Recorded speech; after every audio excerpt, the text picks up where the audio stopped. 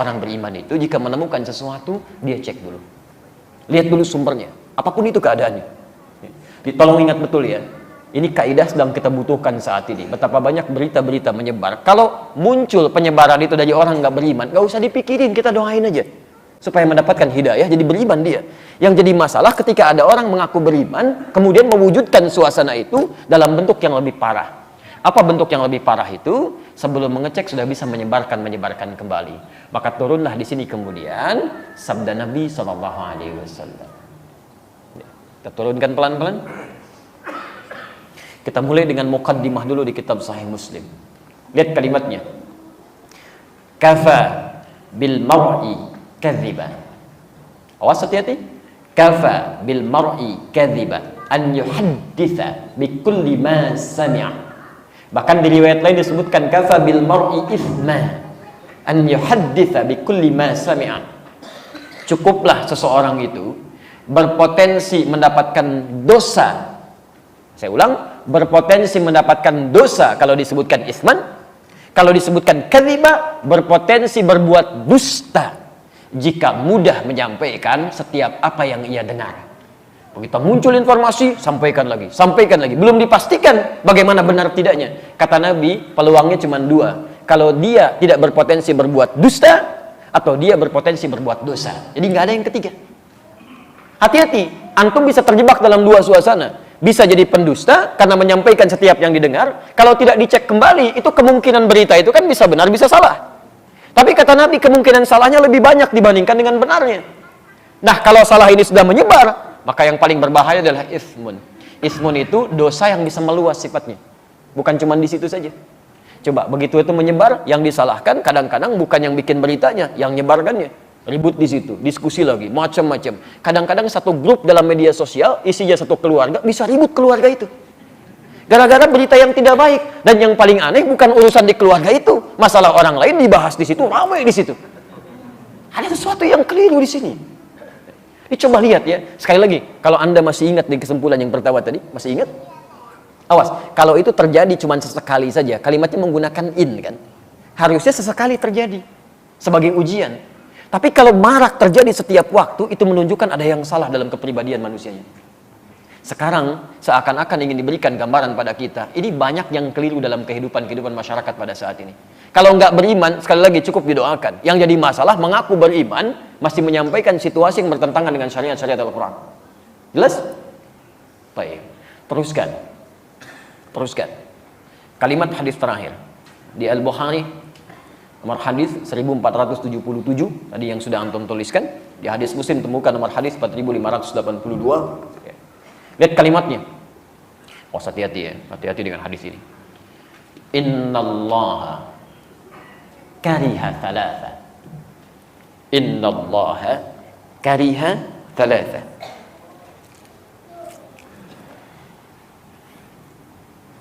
Saya tuliskan sebentar. Bismillah. Innallaha kariha thalathatan.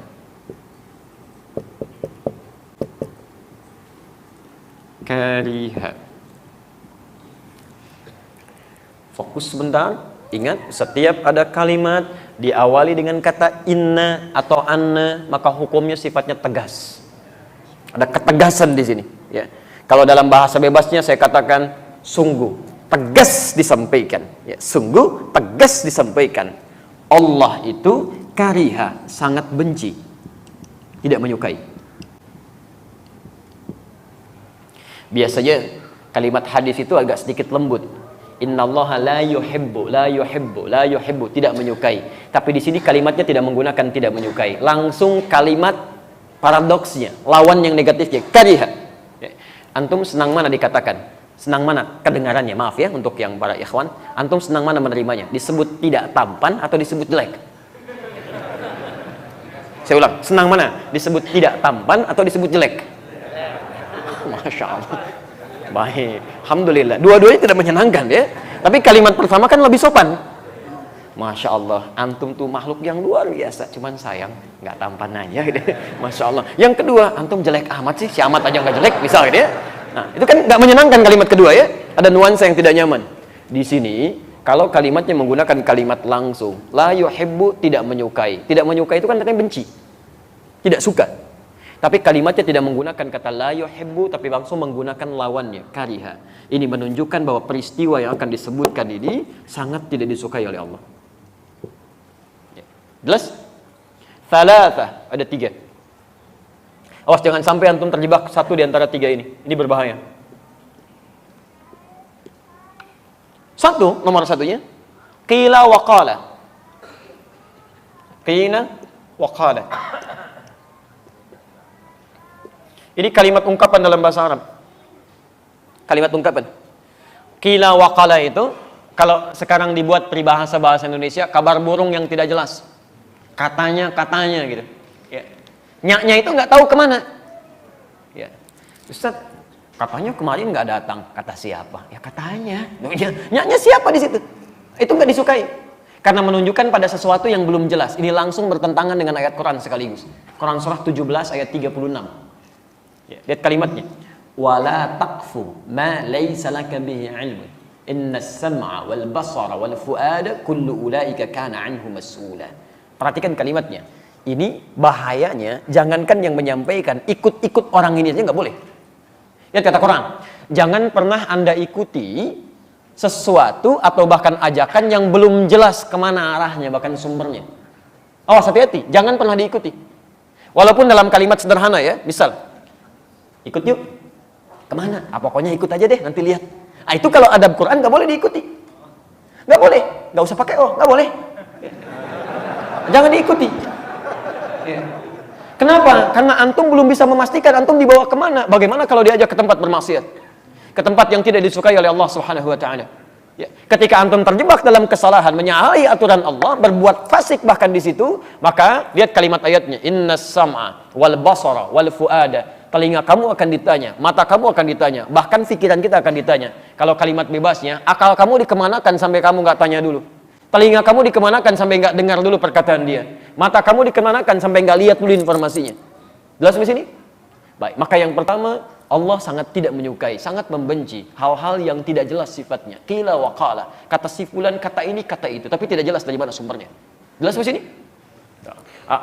Apalagi dibawa dalam nuansa agama, itu nggak boleh. Ya, nuansa syariat itu ditinggalkan. Ya. Oke, dua. Idha'atul mali. Boros, menyia-nyiakan harta. Idha'atul mali atau di sininya idha'atul mali, ya. Menyia-nyiakan harta. Insyaallah. Orang ingin mendapatkan setengah roti, rebutan dengan 16 orang itu. Ya, di Aleppo pengen dapat susu sampai ya Allah jalan mungut-mungut di tempat sampah gitu kan. Bayinya sampai kurus kering untuk mencari-cari itu. Antum kok dibuang-buang? Ya kan? Nasi itu kan berapa banyak yang terbuang itu dari makan itu. Dari rotinya, dari minumannya, tidak sedikit di antara sebagian orang-orang meminum aqua gelas cuma setengahnya, sebagiannya kemudian disimpan dibuang. Sementara orang-orang Palestina untuk mendapatkan minuman yang benar-benar bersih saja, itu mesti berjuang membebaskan dulu sumber minuman dari racun yang sudah diracun itu. Itu tidak mudah. Maka jangan disia-siakan. Termasuk idha'atul mali itu dari kata dhiya sifatnya. Bukan hanya menghilangkan esensinya, tapi menghilangkan nilai pahalanya. Awas, termasuk idha'atul mali itu menggunakan harta tidak pada tempat yang diridhoi oleh Allah Subhanahu wa taala. Misal, mohon maaf ya, tolong baca ini dengan baik ya. Baca ini dengan baik. Aturan Qurannya, setiap Allah tambahkan harta kepada kita, itu adalah peluang lain bagi kita untuk meningkatkan ibadah lewat harta itu. Karena mungkin peluang ibadah lewat sisi yang lain sudah kurang mampu kita tunaikan. Jelas ya? Ada orang sudah bisa puasa, bahkan Masya Allah, Seninnya sudah jalan. Tapi jangan dulu senang, karena yang lain sudah tambah dengan Kamisnya. Ada yang sudah puasa Senin Kamis, Alhamdulillah, jangan dulu bangga. Orang lain sudah Ayyamul Bid. Ada yang sudah Ayyamul Bid, jangan dulu merasa gembira. Orang lain sudah puasa Daud. Hari ini puasa, besok tidak. Karena semakin banyak yang dikurangi, barangkali, Masya Allah dengan tenaganya dia puasa. Antum tidak bisa menyaingi itu. Karena ada ketidakmampuan, Allah berikan sumber yang lain. Gak usah nekat. Emang dia aja yang bisa Daud, besok saya Sulaiman. Gak bisa. Cuman sampai Daud aja, selesai di situ. Antum Daud aja susah, apalagi mau mencari yang lain. Maka dari situ Allah berikan kemudian tambahan lewat yang lain supaya antum maksimalkan ibadah di situ. Apa diantaranya? Harta. Karena itulah ketika Allah titipkan harta, turun kaidahnya. Antum baca betul, pahami titipan Allah yang maksimal pada diri antum itu apa. Quran surah misalnya ke 28 Al-Qasas ayat 77 itu. Ya, sampai dengan 79-nya. Jelas ketentuan harta itu. Wabtaghi fi ma ataqallahu daral akhirah wa la tansa nasibaka minad dunya. Perhatikan kaidahnya. Setiap kami tambahkan keluasan harta benda, kata Allah gunakan itu untuk mencari peluang terbaik mendapatkan tempat di akhirat. Dengan kata lain, gunakan untuk ibadah untuk mendapatkan kemuliaan akhirat. Karena mungkin kamu belum terbiasa bangun malam sambil berlama-lama, hafal Quran belum didapatkan. Masya Allah, puasa belum dijalani dengan konsisten yang sunnahnya. Nih, tambah dengan ini. Kalau orang baca, kamu belum mampu baca dengan maksimal, minimal sedekah dengan hartamu ini, belikan mushafnya, simpan di masjid. Satu hurufnya dibacakan, kamu dapat bagian 10 kebaikannya. Masya Allah, itu yang kita ambil. Bukan dijadikan bahan untuk kesombongan diri. Kalau cuma sombong, yang dulu sudah ada, namanya korun. Hartanya lebih banyak dibandingkan antum. Jangankan hartanya, kuncinya aja kalau dibawa-bawa, itu dibawa orang-orang di belakang ya. Kalau jalan kemana-mana Pak, maaf ya, saya sering ulang kisah ini. Qarun itu informasi Quran di ayat 76 surah ke-28, surah ke-28 ayat 76. Inna Qaruna kana min qaumi Musa fabagha alaihim. Qarun itu termasuk kaum di zamannya Musa, sombongnya luar biasa. Ya. Sombong dengan hartanya, bagha itu sombong dengan harta. Kalau sombong dengan kedudukan disebut togo. Fir'aun disebut togo, Qarun disebut bagha, sombong dengan harta. Tapi apa yang disombongkan? Wa inna mafatihahu latanu bil usbah. Dan sungguh kunci-kunci berangkasnya saja. Itu kalau diangkat orang-orang terkuat di zamannya masih belum keangkat, Pak. Baru kuncinya aja. Kuncinya. Antum kalau punya kunci berangkas satu aja.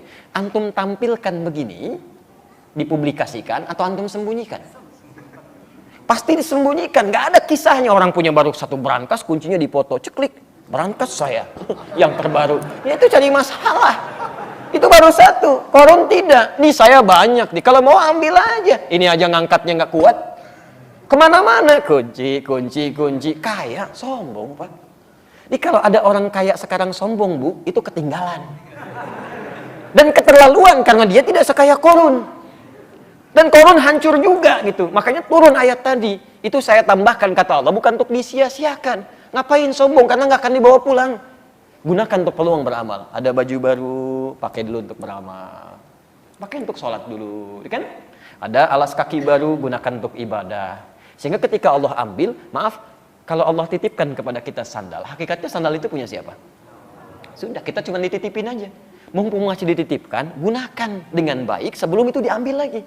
Saya ulangi, sandal punya siapa? Kalau ada hilang, jangan marah. Tugas antum mencari, ikhtiar, bukan marah. Awas, bukan marah. Yang punya siapa? Nah, sudah. Kalau yang punya sudah mau ngambil, tinggal di mana kemudian dia dititipkan. Mungkin gantian. Ya, antum ikhtiar aja cari. Kalau sudah tidak didapatkan, mungkin Allah mengganti, dititipkan kepada yang lain.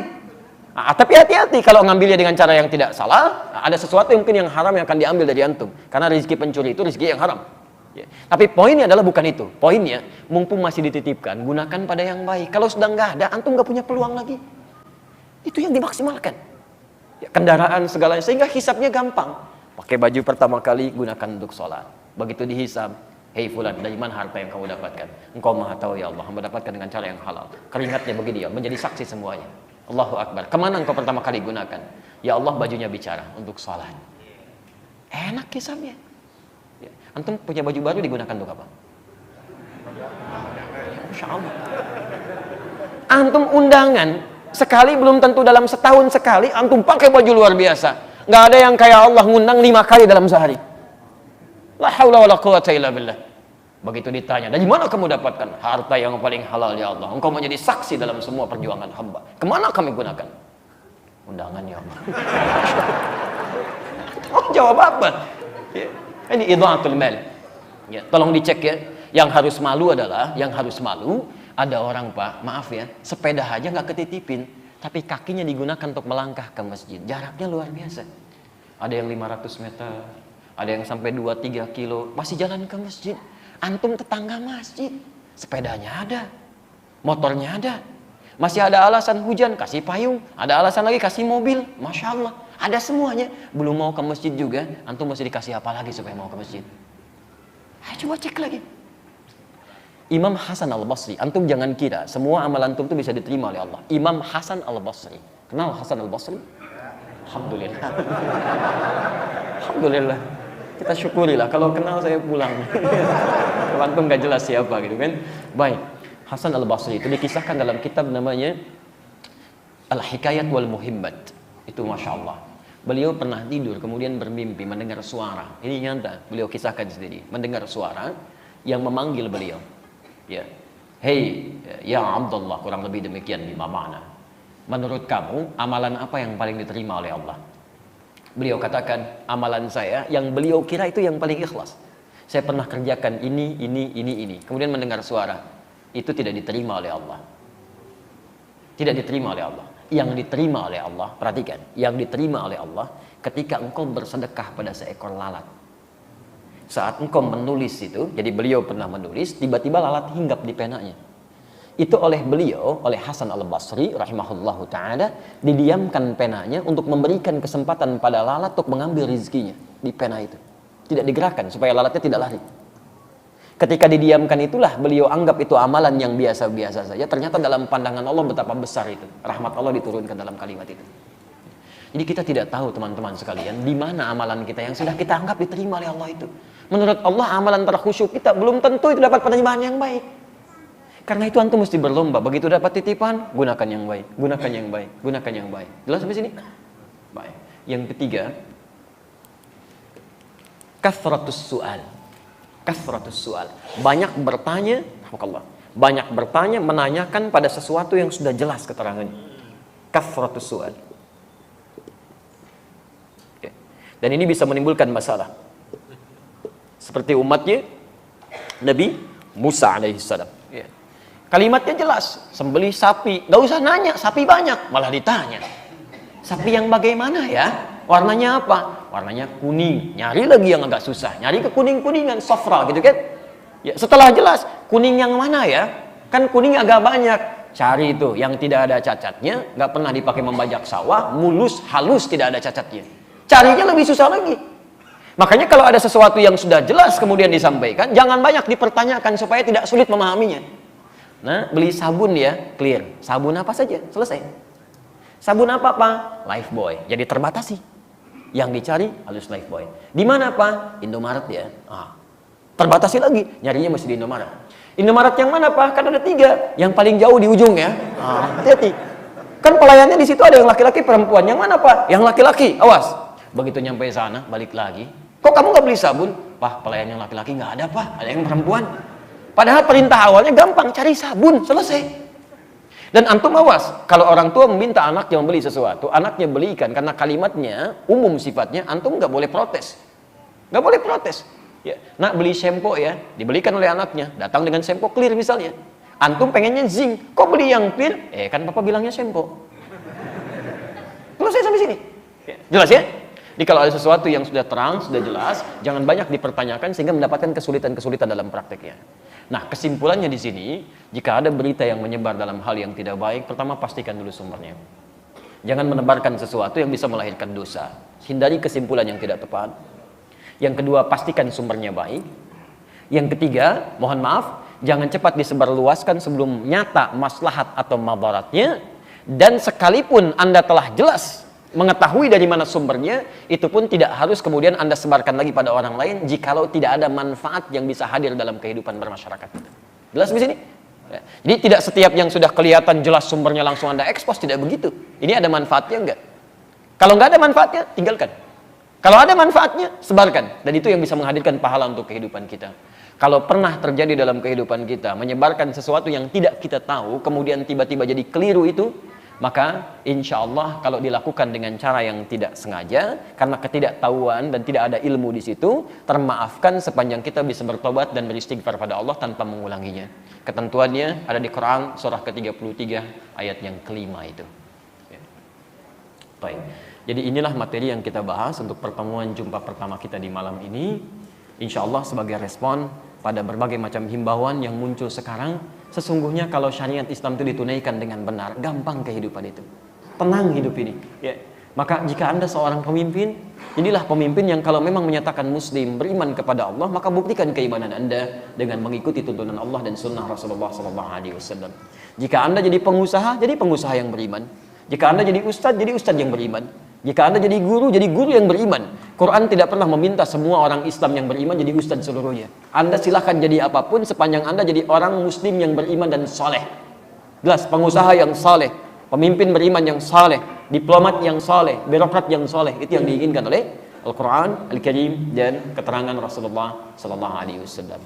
Saya ingin pastikan dulu Bapak Ibu sekalian, baik, jelas uraiannya, dipahami dengan baik. Kalau sudah jelas, ingat betul, saya tidak akan mengulang kalimat Quran, saya hanya ingin sebutkan hadis Nabi SAW saja. Riwayat Al-Bukhari, nomor hadis 1477, ya kan? Lihat kalimatnya, Innallaha kariha thalathah, Allah sangat benci pada 3 hal.